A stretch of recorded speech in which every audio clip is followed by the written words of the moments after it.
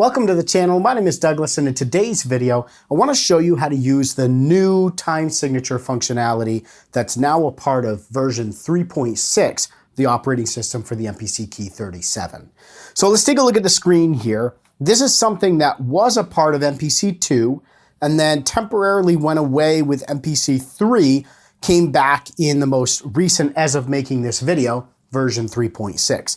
So if you haven't updated your MPC Key 37 to version 3.6, you're not going to see this option. I've got quite a few videos on my channel talking about how to update various MPCs. The process is the same on the MPC Key 37 as it is on the 61 or the others. So check those out on my channel if you want. I'll even throw one down in the description below. And I've created just a brand new project, and if you haven't seen MPC 3 yet, it looks substantially different than MPC 2, but essentially this is our main screen. We get to that by tapping this main button, and then we have these towers. So if we tap on these two towers here, that expands our track settings for volume, pan, mute, solo, and then our effects and sends and things like that. You can tap it again to collapse those, and this is a really nice workflow that kind of mimics what a computer DAW would be for recording. So there's a lot to this, and I'm going to continue to break this down in upcoming videos, but let's take a look at the time signatures. So you'll notice here in the sequence settings where we have our bars,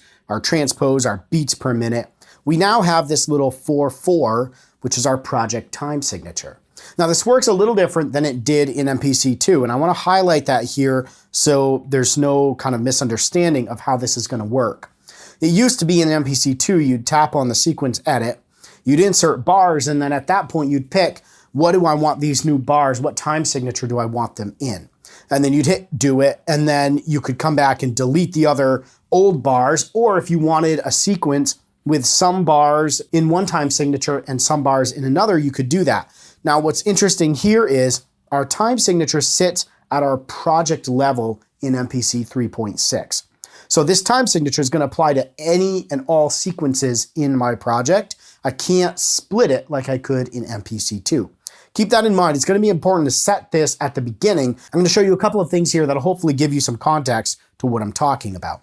So currently we're in 4/4. So if we just go cancel, we come in and grab maybe a different sound here. Let's grab ourselves something like a string sound here. Go chamber. I'm just going to play around with a few of these.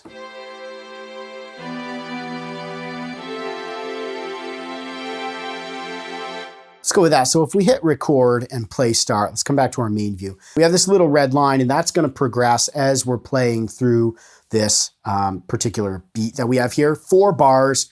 And in 4/4 time, that means we're going to get 16 beats for this loop. And so just keep in mind, if we look at grid mode, these are our measures or bars, and within there, we have 4 beats that are taking place. So let me zoom out of this. I'm actually going to leave this view up and tap on play start. We're going to get a 4-beat count in.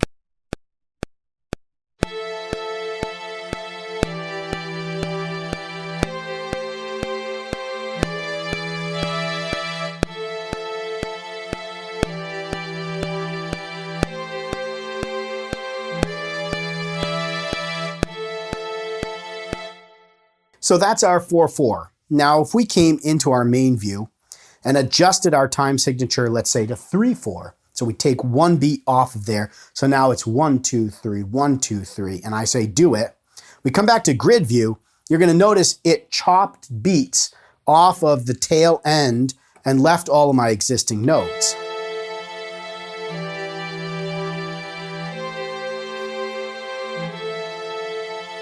And if we did overdub, you'll hear the metronome go 1, 2, 3, 1, 2, 3.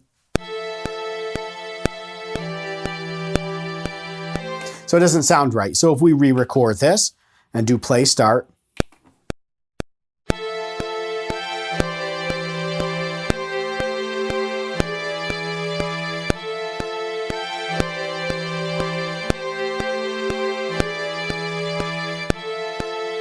now we're in 3/4.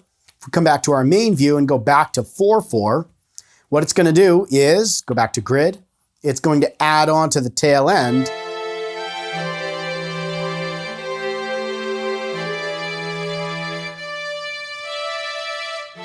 And so what it's done is it's added those extra beats to the tail end of my sequence here. Now we could just go into erase and we could say erase all, do it, and then we could re-record this.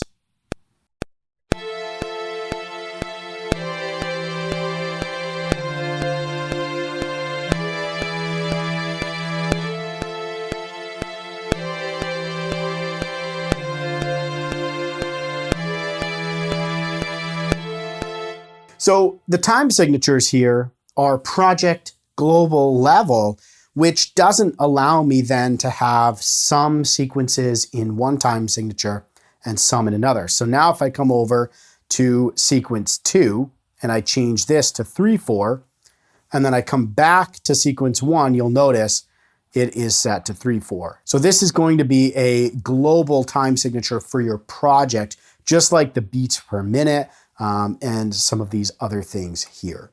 So just keep that in mind as you're using time signatures, that yes, you can use them. Now you can do 3/4, 6/8, whatever time signature is your favorite.